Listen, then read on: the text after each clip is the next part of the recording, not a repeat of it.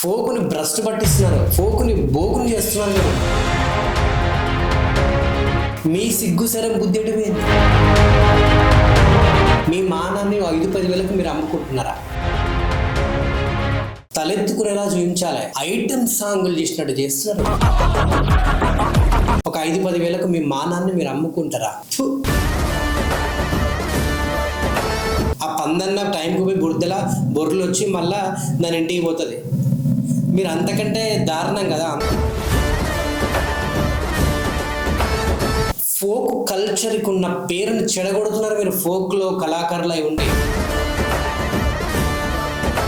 కిస్సులు ఇవన్నీ ఉంటేనే జానపదంలో ఫోక్లో హిట్ అయితే ఆ పాటలు. ఫోక్ కల్చర్లో అన్నయ్య వద్దా? ఫోక్ని బోకు చేస్తున్నారు.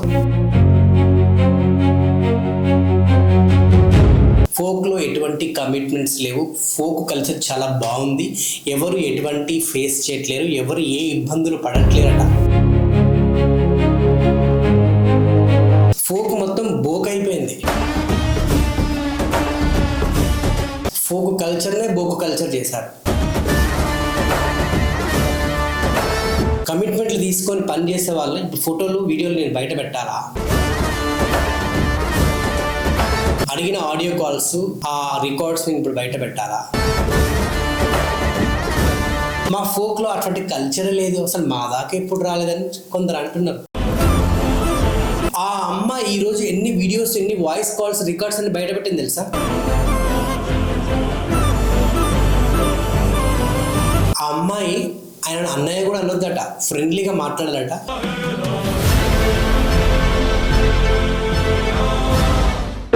జీవితం అంటే ఏమిటో తెలుసా? మనిషి జననానికి మరణానికి మధ్య ఉండే కాలాన్నే జీవితం అంటారు. ఆ కొద్ది రోజుల్లో ఒకరికొకరు ద్రోహం చేయకుండా, హాని తలవకుండా, నేను నాది అనే స్వార్థం లేకుండా అందరితో కలిసి ఒకటిగా సంతోషంగా బతకడమే జీవితం. అలా బతికేవాడే నిజమైన మనిషి. ఈ రోజు ఒక పెద్ద ఇన్సిడెంట్ జరిగేసరికి ఆ ఇన్సిడెంట్ కి సంబంధించినటువంటి మాట్లాడకుండా వీళ్ళ గురించి, ఫోక్ గురించి, ఫోక్ కల్చర్ గురించి చాలా పెద్ద పెద్ద మాటలు మాట్లాడుతున్నారు కొందరు వ్యక్తులు. సో ఫోక్లో కమిట్మెంట్స్ లేవాట, ఫోక్లో అంటే ఎటువంటి వల్గారిటీ లేదట, ఫోక్లో చాలామంది ఎథిక్స్ తోటి, చాలా వాల్యూస్ తోటి పని చేస్తున్నారట. ఒకప్పుడు ఫోక్ వేరు, ఇప్పుడు వేరట.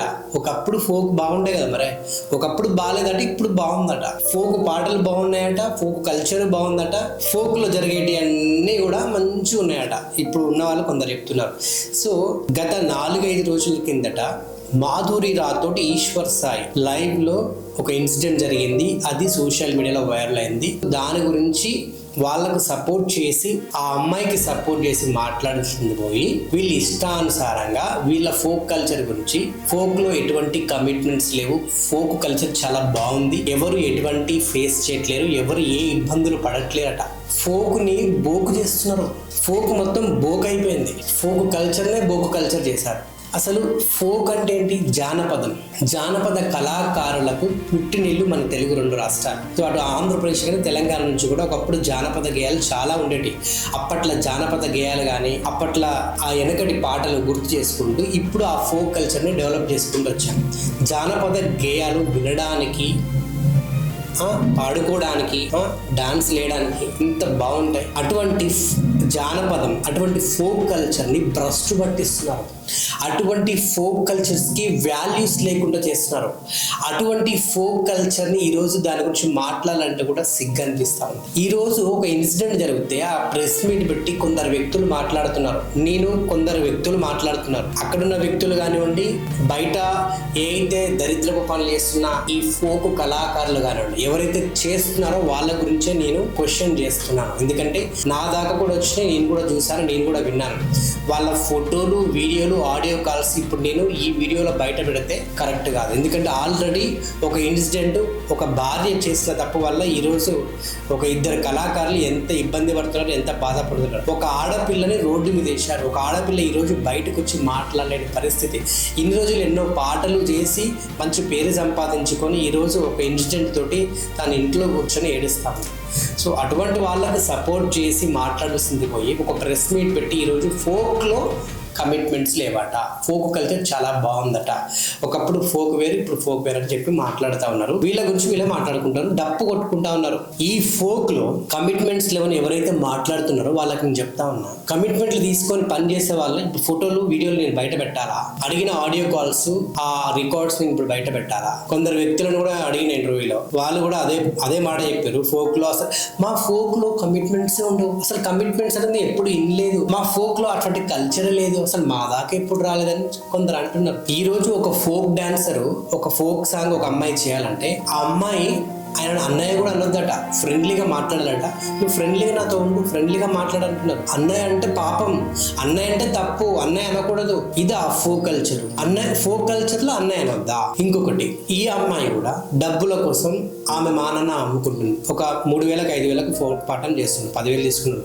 వీళ్ళు మీకు 20,000 ఇస్తాం, 30,000 ఇస్తాం, ఇప్పుడు మేము ఎక్కడ పట్టుకున్నా ఏమనొద్దు, ఏది చూపించినా ఏమనొద్దు అంటే ఓకే మీకు ఇంకో 5-10,000 ఎక్కువ ఇస్తాం, మీరు కమిట్మెంట్ కూడా ఇవ్వాలి, అన్ని మాకు నచ్చినట్టుగా ఉండాలంటే ఓకే. ఇది మీ తల్లిదండ్రులకు తెలిసిన, మీ కుటుంబ సభ్యులకు తెలిస్తే ఎంత బాధపడతారు. మీ మానాన్ని వాళ్ళకు సిగ్గు శరం బుద్ధి లేకుండా వాళ్ళు అడుగుతున్నారు అనుకోవచ్చు.